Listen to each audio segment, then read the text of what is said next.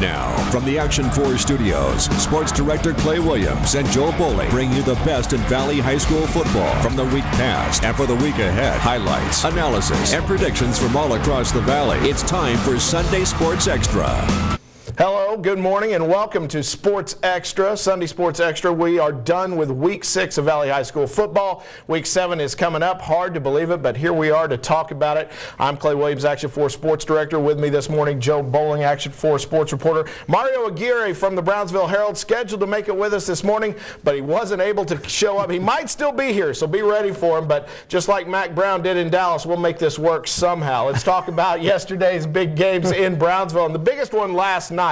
That's Brownsville Lopez and Brownsville Veterans squaring off for what many people think is a chance for a playoff spot if Lopez could beat Hannah. But Marcus Castillo, the sophomore quarterback for the Veterans Chargers, on the spot for a 15-yard touchdown there.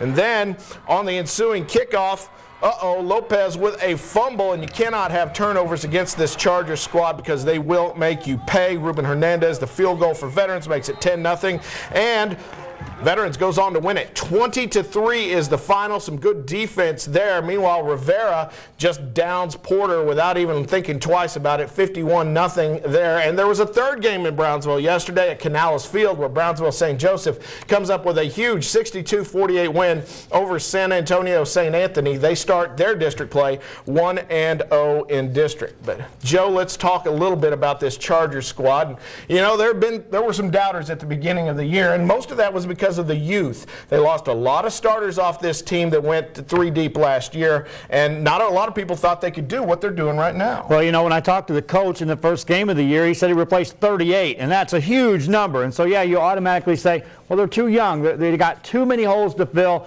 and then they get beat up by Port Isabel out of the gate. But then they start putting it together behind that quarterback Castillo, and they get some things going.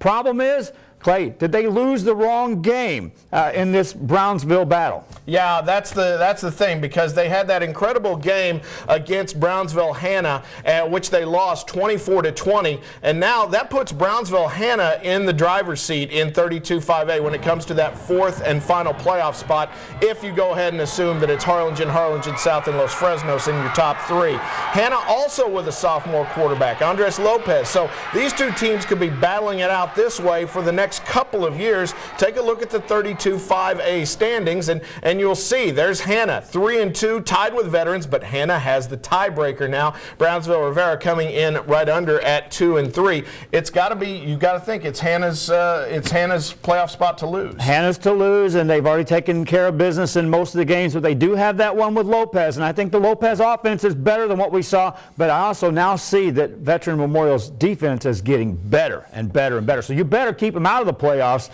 because otherwise they're going to be a tough out. That is the thing, because Hannah hasn't even tied up the city championship yet. Like you said, a tough game with Lopez and a tough game with Rivera, who blanked Porter yesterday, 51-0. Let's talk a little bit about Porter and Pace. It's a tough subject to talk about because both teams winless. The last time Pace won a game was against Porter last year. We want to know if these teams are going to go down to 4A when realignment comes around, because that's where they belong, Joe. You look at the numbers. I know Brownsville saves a ton of money by having all 6 of their teams in 5A, but gosh darn it, they're just not as competitive as they could be in 4A. You think we've got a chance of maybe splitting it up? Let's see Lopez, let's see Pace, let's see Porter down in the 4A ranks next year. Well, I wanted to see Porter firsthand because I've heard all the stories about how bad they were, and you know, looking on the sidelines, they didn't have enough to scrimmage yesterday, and so but they had a lot of youth. Now the Pace thing is a totally different story. Pace has got a JV squad that is beating up some people, and so they're coming. And I said that last week. You know, they're getting beat, but they're coming. And you know, so if they drop down to 4A, they're going to be real competitive. Porter's got some youth too. We were looking at the roster yesterday. So many juniors and sophomores that are playing. You know, getting beat up like Vela did last year. Sure. Getting beat up, and yeah, you drop them into 4A, get them into competitiveness where they can play. You'll get a few more guys on the sidelines too, which you couldn't even scrimmage. Yeah, well, 2 teams that aren't having any problems getting players out is Harlingen and Harlingen South, and it's not too soon Finally to look at it. Friday, November 1st. They're both undefeated in district, as you saw, 4-0. They're most likely going to be 6-0 by the time they play. Joe, Harlingen South's defense has been every bit as good in district. Harlingen's maybe a little better when you look at the non-district players that they've taken on. The offenses, Harlingen South started better, but now Harlingen's is coming on. If you were to look at it now, and we're still a couple of weeks away, what would you think of the Bird Bowl? Nothing better than getting to hype a game this early in the game. Yeah, until I saw Los Fresnos run the ball against Harlingen, I thought Harlingen had the advantage hands down. But once I saw what Los Fresnos was able to do, Jaden Taylor is better than anyone Los Fresnos got in the backfield. They got some good ones, but he's better. And so that being said, flip a coin, heads or tails. I don't know. I really don't, Clay. At first I thought Harlingen because their defense was so solid. But then when I saw their weakness against Los Fresnos, and it was a weakness, and that's, South has got a running game. They got a premier back that can touch it off and go. So, yeah, I love this. I want to say who I want to win, but I don't know. I really don't.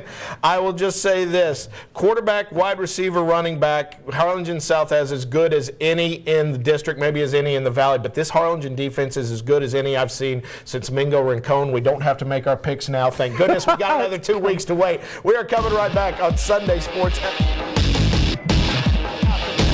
Chrysler, how about Diego getting it done on his own for Sherryland as they come up huge? And the big overtime battle, Donna, Vela, it went down to the wire. We'll hear some post-game from this thriller next.